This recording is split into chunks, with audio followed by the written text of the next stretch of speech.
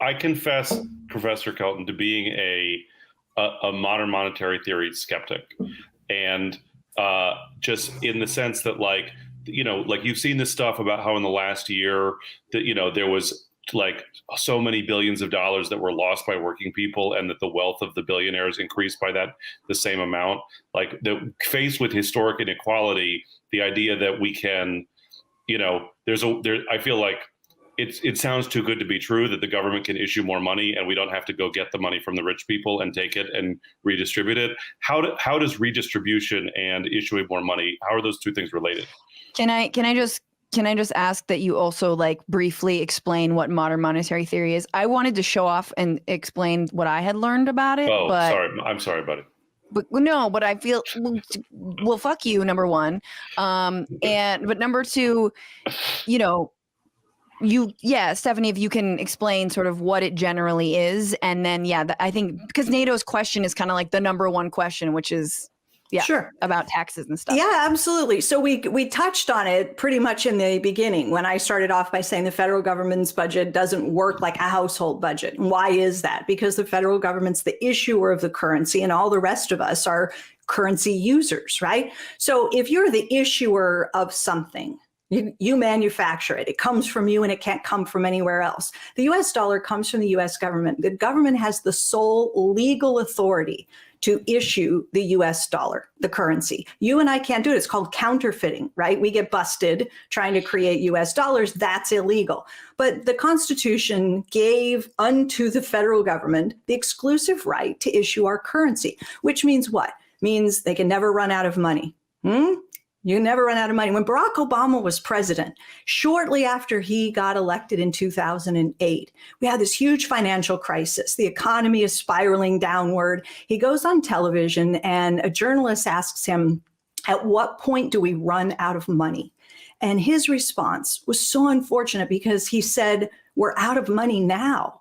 And what we ended up with was a policy response that was way, way, way short of what was needed to support the economy and fully recover and so forth. And Congress lost its nerve and we didn't get the fiscal support, the spending that would have been necessary. So MMT says, look, let's just recognize the federal government budget is different from a household budget. Government issues the currency, can never run out of money, can pay any debt it has, even the really big ones, is not going to end up like Greece and other European countries that got in lots of trouble in 2010 when they had debts that they could not pay. What was happening in Greece, Italy, Spain, Portugal, Ireland, this debt crisis that happened over there was that all these countries were borrowing in euro. They had given up their sovereign currencies. Greece used to have the drachma. Now it didn't. It was operating on the euro and it can't issue the euro. So it got in trouble. So MMT says, if you have your own currency, you don't borrow in foreign debt.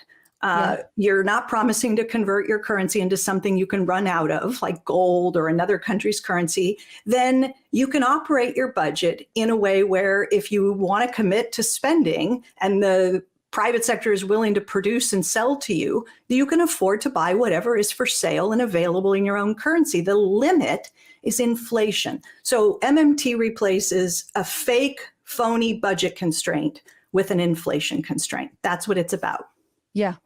Yeah, that's so what I understood from reading your book and also from what you just said is essentially it is a bit of a privilege of being the hegemon. It's a privilege. I lived for many years in Argentina. They basically have dollars as like their reserves, which is inherently unstable for them to not kind of save in pesos. Their economy has been screwed because of it. You should go down there. They need your help. But that also it is a theory that it's okay to add to the national debt if you're spending the money that you're printing and that you're spending it in those things like infrastructure, like healthcare, like childcare, the things that are going to reap way more benefits for the entire economy as a whole, and that you balance out the idea that there'd be too much, that there would be inflation by taxing and raising taxes. And so that was the other thing, is that actually to balance out, from what I understood of your writing, that you balance out that the inflation question with maybe taxing the rich too, taxing everyone a little bit more, but specifically wealthy people. Okay, well, let's talk about that. Okay, yeah, so please. So a few things there. You're like, no. Yeah, well, I mean, like, yes, no, yes, no. It's more like, it's not just the US. And I think it's really important that it's not, the US as a hegemon, and people often say, well, okay, you're the reserve currency, so you can do this, but other countries can't run their budgets like that. Sure, they can. Look at the UK. The British government is the issuer of the pound. The Australian government is the issuer of the Australian dollar. Canadian government issuer of the Canadian dollar. Japanese government issues the yen, and so on. There are a lot of countries that can manage their budgets, unlike that of a household, the way the US does. Japan has the largest debt to GDP ratio in the entire world. Depending on how you count it, some 240% debt to GDP. They've been running budget deficits, big ones, for 30 years, 3 decades, right? They have no inflation to show for it. They have some of the lowest interest rates in the world because their central bank sets interest rates very low. So it's not just the US that can do this kind of thing. And then your other point, what was I going to say about your other taxes and that's really important too. So look, and this goes to NATO's point earlier, where he said, I'm a skeptic because I don't think we can just spend and not raise taxes or something like that. Well, of course we can. We've been doing that for the last 15 months. We started in March of 2020 with the CARES Act, which was $2.2 trillion. No tax increases. Nobody's taxes went up to do $2.2 trillion. And then at the end of the year, in December of last year, we did $900 billion, no tax increases. And in March of this year, Congress did $1.9 trillion, no tax increases. So of course, Congress can write a bill, and if the votes are there, pass a bill that commits to spending without raising taxes. Of course we can. We've been doing nothing else for the last 15 months. The question is, at what point are the tax increases needed? At what point do they become necessary? Now, you both might take the position that they're needed now, because, as I think NATO said, the very richest people in this country have grown inordinately wealthier. Like, their wealth has just increased right through COVID. And you say that's wrong. People shouldn't increase by tens of billions of dollars their wealth in a matter of months during a global pandemic. And we should do something about that. So you hear politicians say we need a wealth tax. We need, this tax, that tax, to try to deal with these gross inequities in income and wealth distribution. Fine.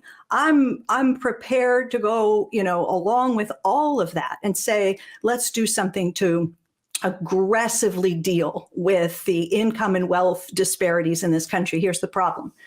The votes aren't there. The votes are not there. Not right now. You do not have the votes. Biden wanted to raise the corporate income tax rate to 28%. The Republicans took it from 35 down to 21. Democrats, Biden administration said we shouldn't be at 21, let's go to 28. He's not saying let's go all the way back up to 35. Bernie Sanders said let's go all the way back up to 35, but Biden said let's go to 28. The votes aren't there. And it's not just a Manchin problem. There are a number of Democrats in the Senate who are not prepared to go to 28, nor are they prepared to do a wealth tax, nor are they prepared to take the capital gains tax to the ordinary income tax. So, and is that a problem? Because Biden's argument in a lot of ways, right, even in his speech was, and I'm sure you have a critique of this, was, well, we pay for all of this infrastructure by creating this tax. You bet I have a critique of it. I just told you what it is. The votes aren't there. I mean, right? That's my critique, is like, because you have to stop the filibuster, goddammit. What the fuck? Even without the filibuster, you don't have 50 votes. Democrats aren't even in the Senate. Yeah. So at that point, what are you going to do? He wants $4.1 trillion. That's what it adds up to with the American Jobs Plan and the American Families Plan. It's $4.1 trillion. You do not have the votes to get $4.1 trillion in tax increases to produce the revenue so that you can say, I've paid for, quote unquote, all of my spending. It's fully offset. It won't add to the deficit. It's quote unquote paid for. The votes aren't there. So now you have a choice. If the votes aren't there to get all the revenue, one option is, well, I guess we can't afford $4.1 trillion. So you start chopping down the spending proposals, whittling it all down so that you end up with a much smaller package that helps far fewer people and does far less to support the economy and jobs and so forth. You say, I have to size it to what I can afford, or you say, screw it. It doesn't matter. I can still pay for the 4.1 trillion and it'll be offset by whatever revenue I can get the votes for. And the rest of it will be deficit spending, just like all the spending we've been doing for the last 15 months or so. So that's where we are. Right. Because it seems like there's more of a bipartisan appetite to spend versus raise taxes. And That's you're exactly right. Right. And so, and essentially MMT is the idea that that's okay for right now, that you don't have to always find where the money comes from, because, and this blew my mind about your book, that like taxes actually don't pay for a lot of what the government does.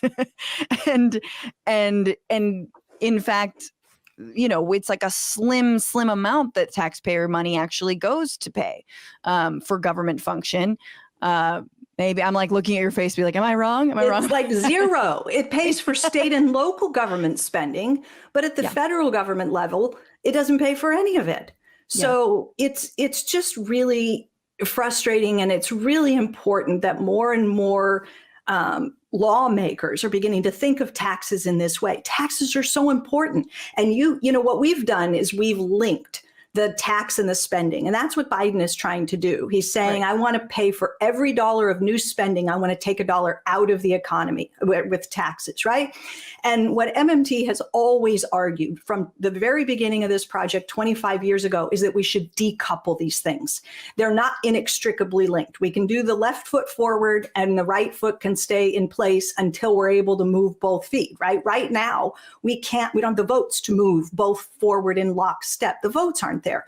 So can you get your spending agenda through, even if you can't get all of the revenue? Yes, you can, if you can get the votes for the deficit spending. And what you just said is exactly correct. And House leaders are saying they have the votes for the spending. They have the votes for all of what Biden wants to do on the spending side. Where they have problems is on the pay force. Some House members don't care and aren't interested in trying to match dollar for dollar, every dollar of spending with a dollar of new taxes. Some are of the opinion that that's the very definition of fiscal responsibility and you ought to do it that way. So I'm pretty worried about what comes, ultimately out of this when you have... Because we can't make that psychological break between spending and the deficit. Yeah, and because we'll be holding ourselves back in a very critical time. Yeah, I mean, this COVID package that Democrats passed without a single Republican vote in March of this year is going to lift half of all the kids in this country out of poverty. Temporarily. And that's the word that bothers me, right? Temporarily. There are Democrats who want to make these provisions. We're talking about the child tax credit and the expanded earned income tax credit and the expanded child tax credit. There are Democrats who want to make these things permanent. But the Biden proposal proposes to extend them to 2025, not to make them permanent. Why? Because making them permanent costs more money. So I am worried that if the administration or enough members of Congress are reluctant to move forward without everything being paid for, then, it's just suffering, and it's gratuitous suffering, because it doesn't have to be that way. All you have to do is vote to authorize the spending the way we've been doing it. And this economy is, still digging out of a deep hole, and we can afford to safely spend more and build up our infrastructure and manufacturing capacity and so forth without healthcare. Yeah, their education, healthcare. There are a lot of things, and climate. My God, so it's already inadequate in terms of what the administration is proposing to spend to deal with climate change. The last thing I want to see is for that package to get whittled down even further. I'd rather see it get bigger. Have you become a patron yet? Patreon.com/Bitchuation Room is where you can directly support this show and help me make it sustainable so that I can do more of what I do best, doing this.